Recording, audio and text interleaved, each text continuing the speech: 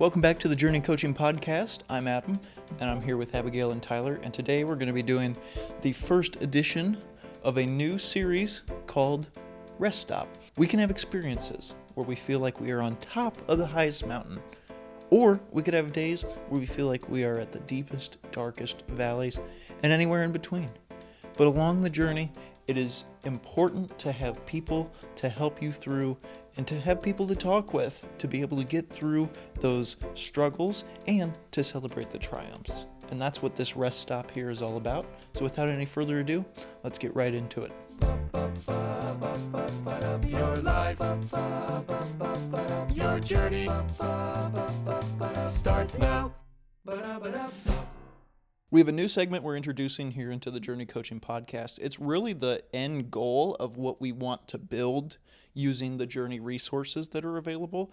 It's healthy group relationships and community that is able to join you along your journey to be able to help solve any worldly, mental, spiritual problems that may arise, and just utilizing the gift of community that we're given to help solve a lot of the day-to-day issues that are going on, as everybody struggles with something, and no one person has all the answers except for Jesus Christ. But through the power of community we are able to help tackle some of these problems. And so it's a really good thing to have. And through this little segment, we want to model what a healthy group looks like and kind of just how we approach it. And so we're going to call this segment the Rest Stop along your journey, because it's important to rest and recoup and prepare all the tools that you may need for the next day of journey. You know, some of the ground rules that come with this,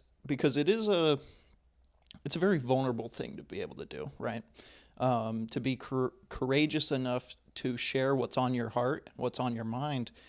Some of the essential pieces of this rest stop, some of these tools, Tyler, you said earlier, every good rest stop has a vending machine. Every good rest stop has electricity. Well, a good community rest stop is judgment-free.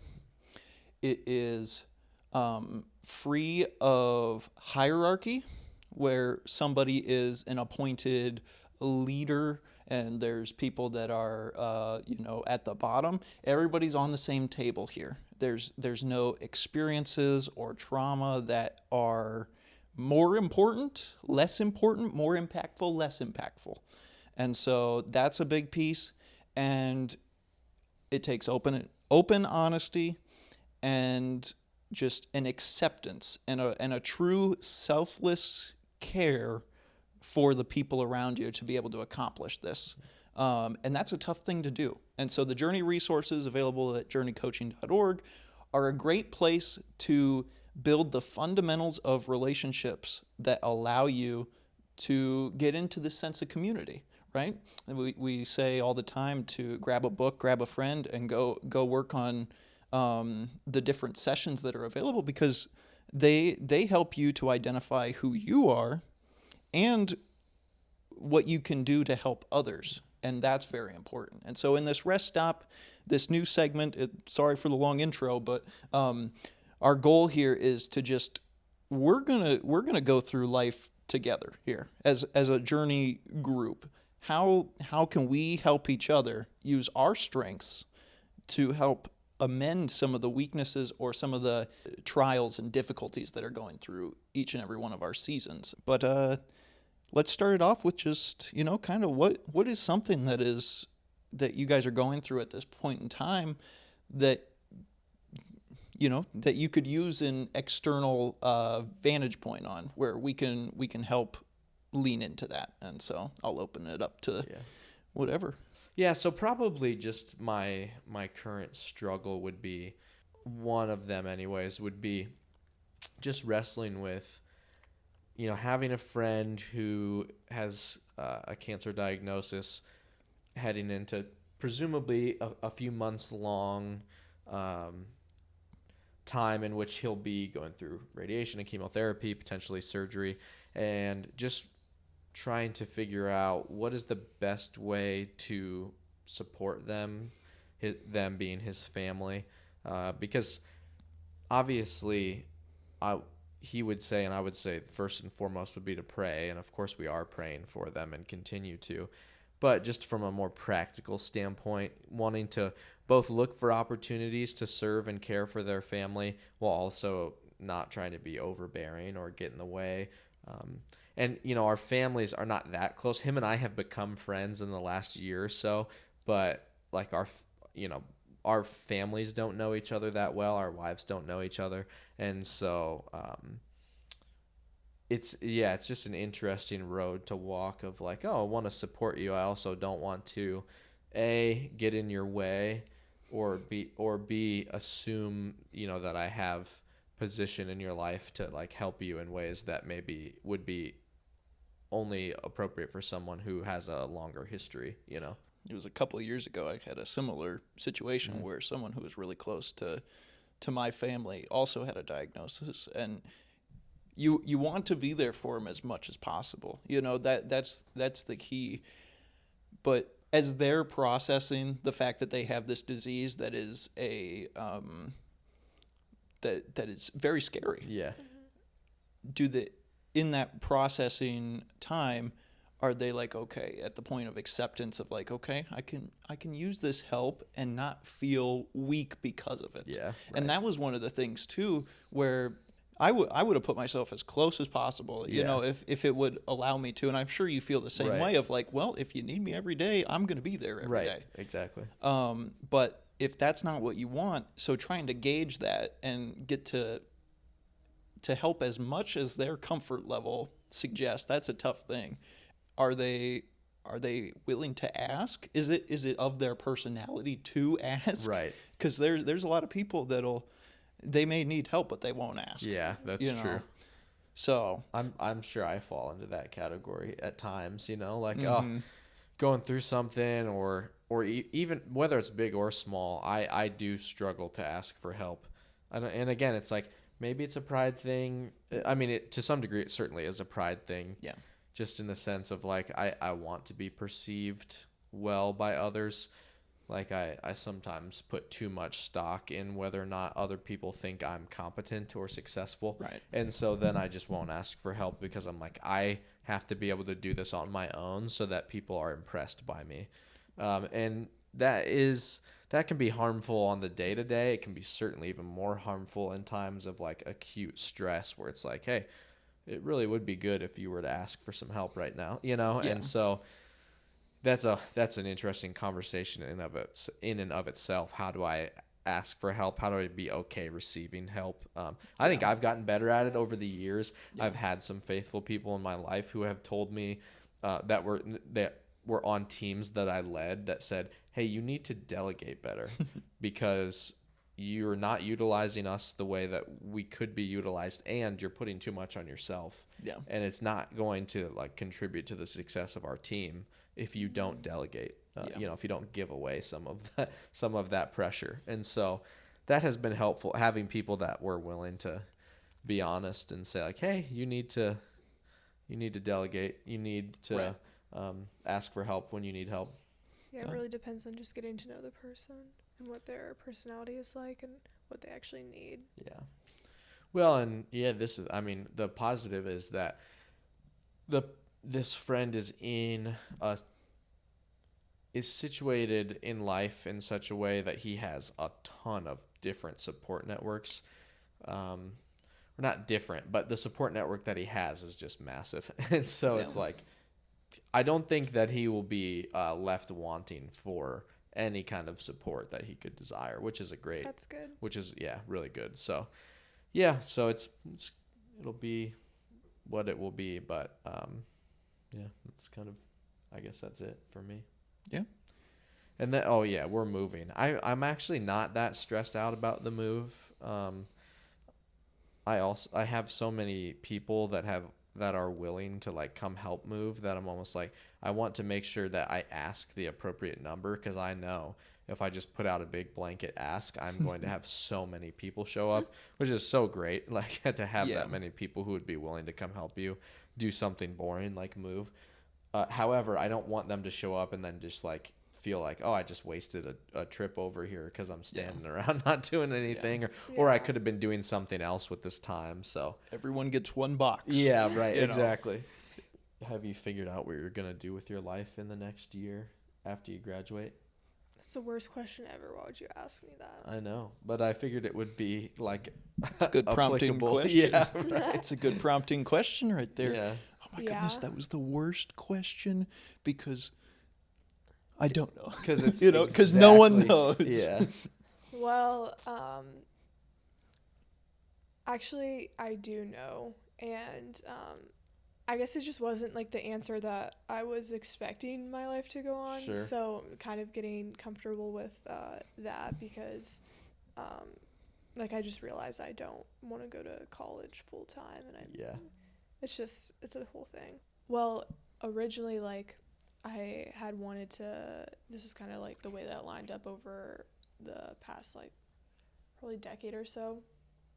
But anyways, I wanted to be like a surgeon and then a psychologist, and then I thought about being a lawyer. And so those are all very corporate jobs. yeah, Well, then I actually thought about it, and it's like financially, that doesn't make much sense. And then also just like I don't even know if I want to have a sophisticated career, and maybe I want to be a mom.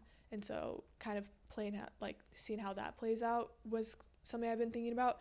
So I'm taking like the least impactful like path forward that can still get me to where I want to go.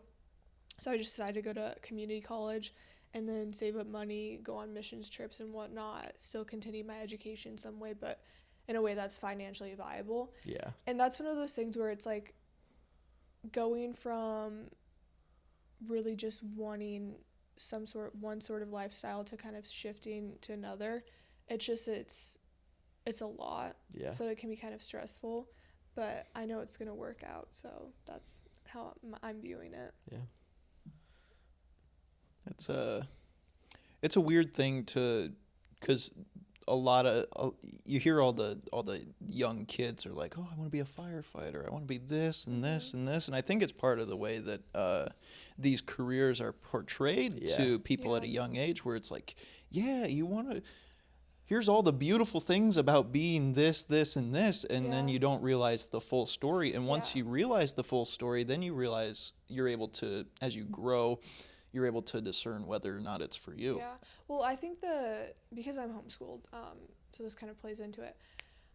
I think one of the things I've started to recognize, because I'm someone who, like, I'm a hands-on learner, so I kind of try to seek out, like, oh, is this some sort of career I want to go to? Okay, let me see. Like, Sure. find whatever little way I can to, like, learn more about it in a hands-on way. And one of the things that, and I'll use this as an example, but okay, so I'll use two examples. So becoming a psychologist, and then also being a project manager, which I'm still kind of considering, just like working in a different way instead of having a full-on career in that.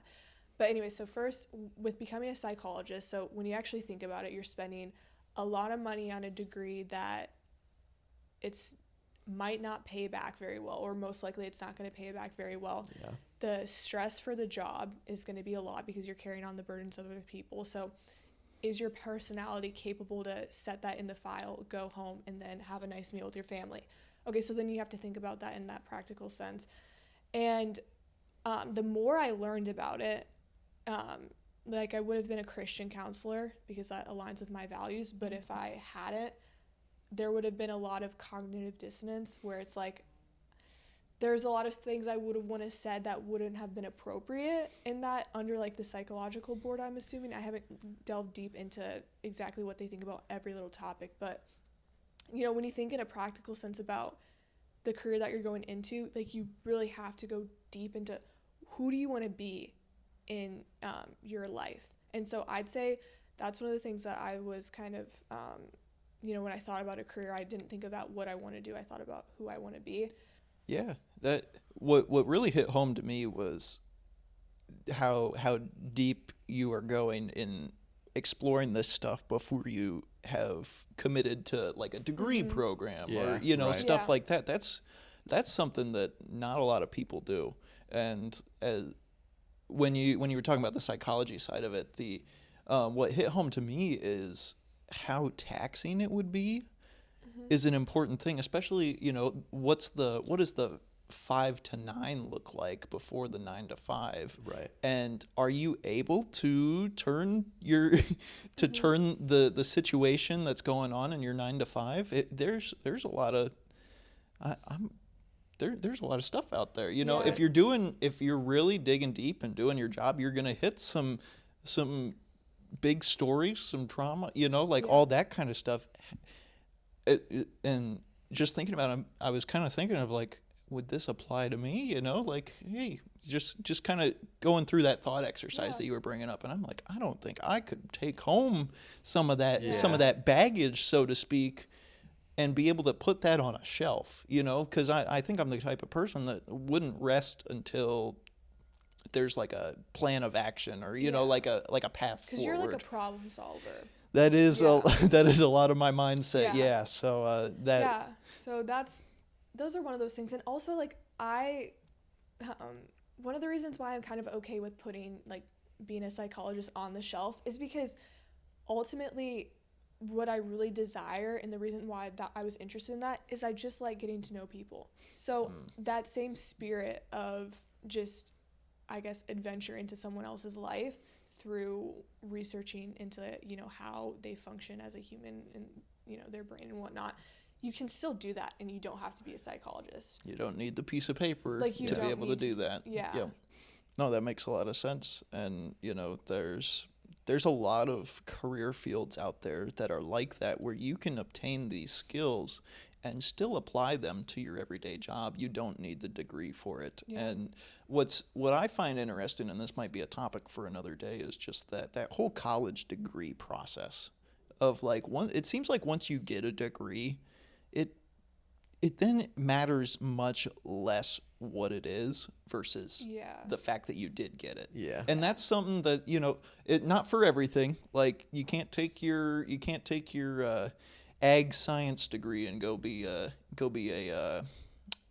lawyer. Like you can't take that to the bar. Right. But like there's a lot of things that are transferable. Like an example of that, this is one of the reasons why like I'm going a different direction with my degree. I'm either going for English or education. And originally I was going to go into business to be a manager. But then I realized I was like, since I want to homeschool my kids, I should probably get some sort of education degree. And then also you can use that degree and be a manager. Mm-hmm. Like they're not going to stop you.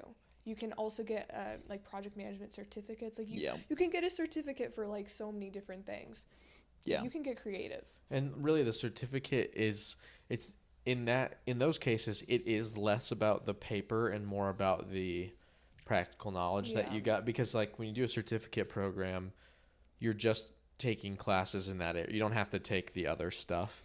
And so like, for some people college is great. But if it's like, oh, I just need the practical knowledge on how to do this thing well so I can go do it successfully as a career, then it's like, great, certificate program is awesome because you just take the classes focused towards what you're going to do and then go do it, And there's nothing, I don't have anything against the traditional idea of college, of like post-secondary education is like you're supposed to broaden your mind and take a bunch of different things. And there's nothing wrong with that desire.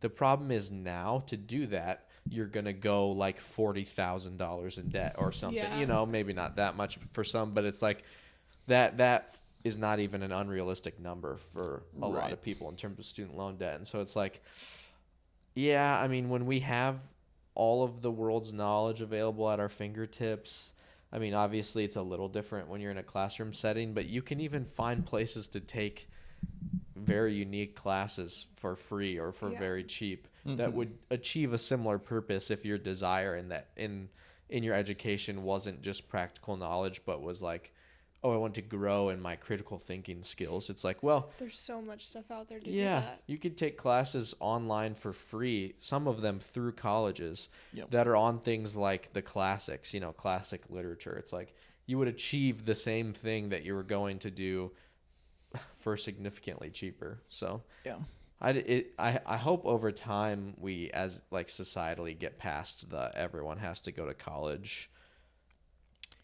idea, phase. I'm sure you've even already got some, whether it's friends or family or teachers or whoever that push back. They're like, oh, I Oh, can't yeah, believe yeah. you're not going to go to college. Or, Oh yeah, I Yeah. get a lot of pushback. yeah. And it's like, why? Like, I know a lot of successful people who don't have college degrees. You haven't gone yet, Adam? Yeah, I gotta go.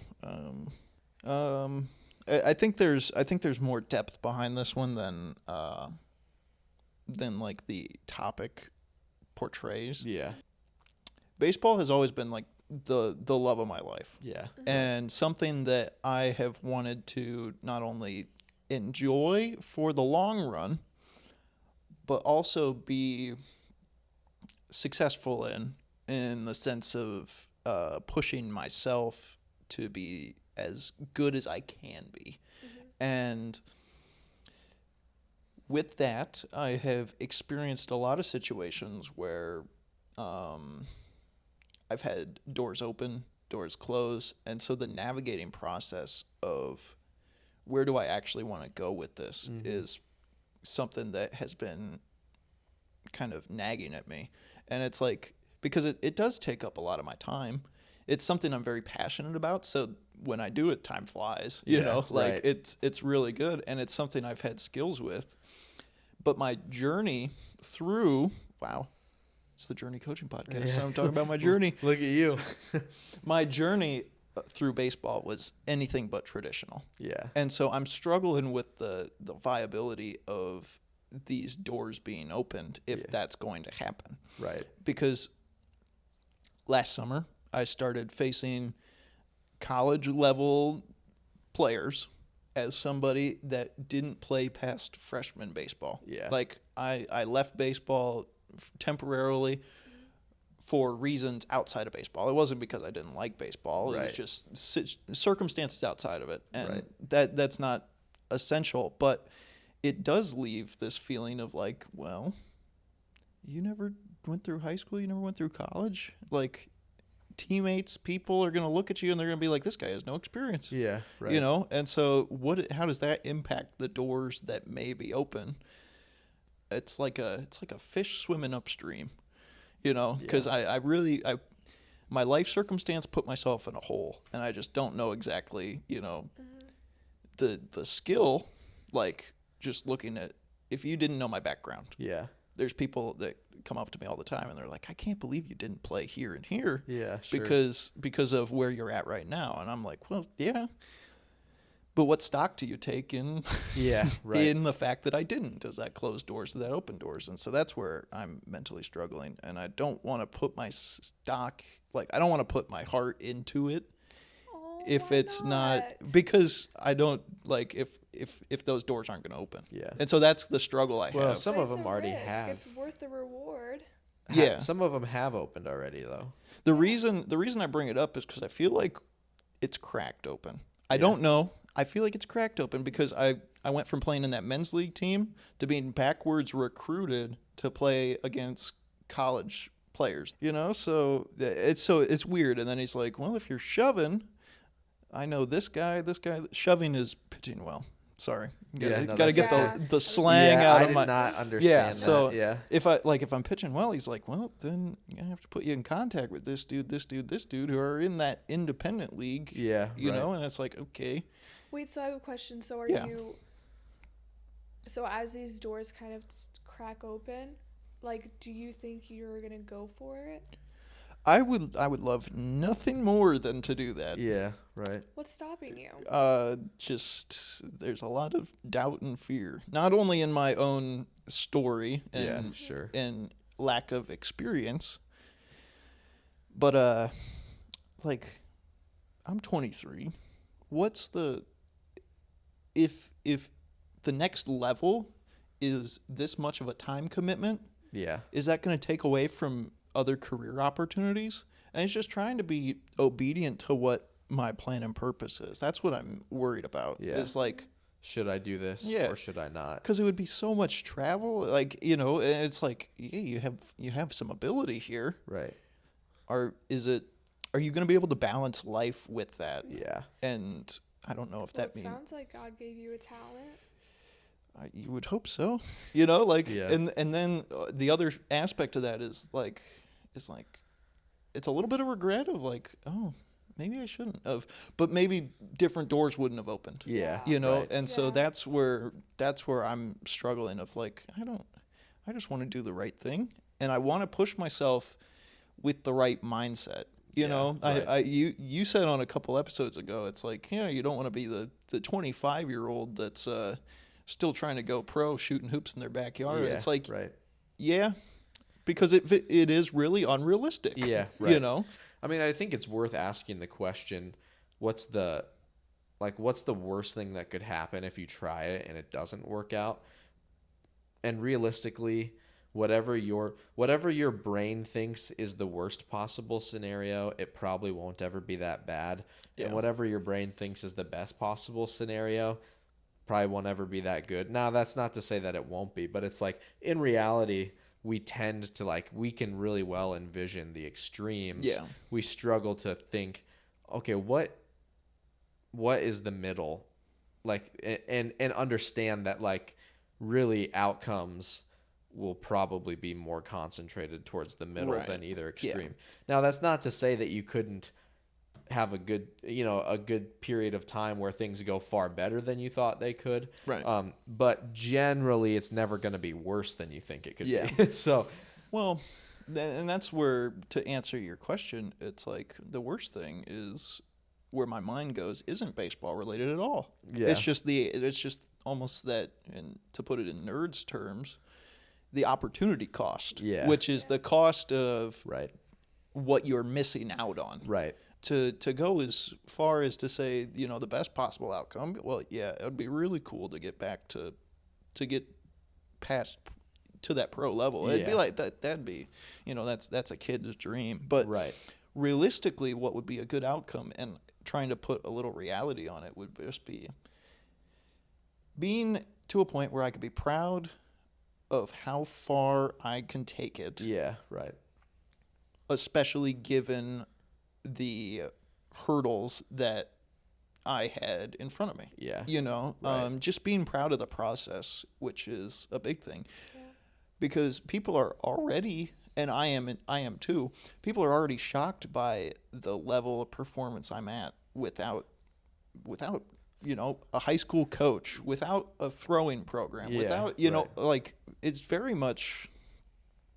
I've had great teammates. I've had great people in my corner. But in terms of the actual learning process, it's been a lot of independent growth and just Yeah. Right. that problem solving mindset of just like, hey, I want to do this. How do I get there? Yeah. So. Right. Well, thank you guys for tuning in to this first edition of the Rest Stop segment of the Journey Coaching Podcast. This is kind of our end goal of what we want to see out of these healthy relationships. We've all been involved with the Journey materials and how they have influenced our relationships, have allowed us to come together and have these kinds of conversations where we're really able to be open and vulnerable to some of life's biggest curveballs, and to be able to approach them, in a judgment-free zone with people that are selfless and willing to help. That's kind of the big thing. And so, I want to thank you guys for being here, helping me with kind of my internal turmoil, and I want to thank you guys for listening, being able to come through and let us know what you are going through in the comments. We will happily take a look at that and respond when we can. And, you never know. Maybe we'll even discuss it here on a future Journey episode. So grab your workbooks at journeycoaching.org and subscribe to the Journey Coaching Podcast, either on YouTube or wherever you get your podcasts. And we'll catch you guys next time. Dun, dun, dun, dun, dun, dun, dun. Your life, Your journey starts now. Thank you for listening. Tune in next time and make sure you like and subscribe. Visit us at journeycoaching.org and check us out on Facebook and Instagram. Start your own journey at journeycoaching.org.